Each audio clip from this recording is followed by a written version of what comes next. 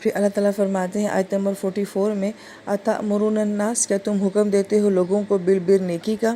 وتنسون انفسکم، اور تم اپنے آپ کو بھول جاتے ہو۔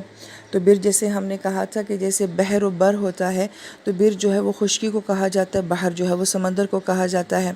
اور بر کو جو ہے وہ عربی زبان میں نیکی کے ساتھ بیان کیا گیا ہے، کیونکہ جب انسان سمندر میں ہوتا ہے، پانی میں ہوتا ہے، تو وہ ہچکولے کھاتا ہے، دل خراب ہوتا ہے، ایک خطرے کی کیفیت میں ہوتا ہے، مگر جب انسان ساحل کے اوپر آ جاتا ہے تو اس کو سکون مل جاتا ہے اور زمین کا تحفظ مل جاتا ہے۔ تو گویا کہ اس لفظ کو نیکی کے ساتھ کیوں بیان کیا گیا ہے کہ نیکی کے اندر سکون ہے، نیکی کے اندر حفاظت ہوتی ہے، جو انسان نیکی کرتا ہے اس کو دل کا اطمینان جو ہے وہ نصیب ہوتا ہے، اس لیے نیکی کو بر کے ساتھ بیان کیا گیا ہے۔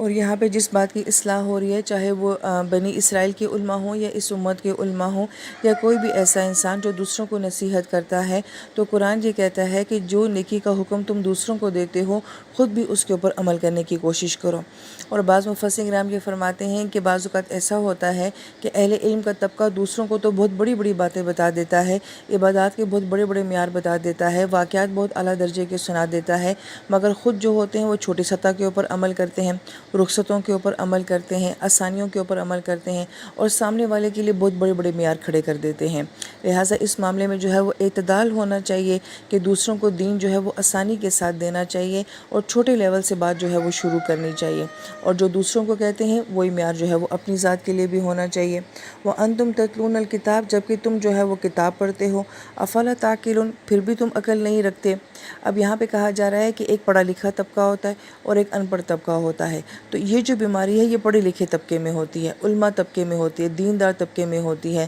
کہ دوسروں کو ایک بہت اعلیٰ درجے کا سٹینڈرڈ دے دینا اور خود جو ہے اس کے اوپر عمل نہ کرنا۔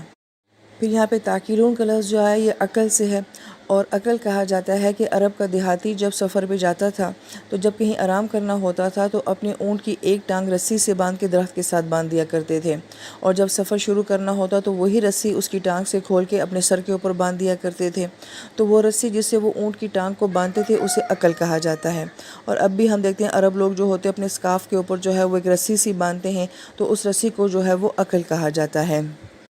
تو اس لفظ کے اندر تصور کیا ہے کہ کسی چیز کو کنٹرول کرنا، تھامنا اور روکنا۔ تو انسان اپنے ذہن کو جب ہر قسم کی غلط خیالات سے، جذبات سے، غصے سے، اگریشن سے، ہر قسم کی منفی فیلنگ سے جب کنٹرول کرتا ہے، روک کے رکھتا ہے، تو پھر ایسا ذہن جو ہوتا ہے وہ سوچنے کے قابل ہوتا ہے، غور و فکر کرنے کے قابل ہوتا ہے، تدبر کرنے کے قابل ہوتا ہے۔ تو پھر اللہ تعالیٰ فرماتے ہیں کہ علم کا کام تو ویسے بھی عقل کے ساتھ بہت گہرا تعلق رکھتا ہے، تو ایسے ذہن جو کہ مطمئن ہوتے ہیں، پرسکون ہوتے ہیں، وہ کتاب کے اندر غور و فکر بھی کر سکتے ہیں۔ تو اکثر جگہ ہم قرآن پاک میں دیکھتے ہیں کہ اللہ پاک فرماتے ہیں کیا تم عقل نہیں کرتے، یعنی کہ کیا تم غور و فکر نہیں کرتے، تدبر نہیں کرتے، اپنے ذہن، اپنے جذبات کو کنٹرول میں رکھ کر کیا تم اس کتاب کے بارے میں کبھی سوچتے ہو؟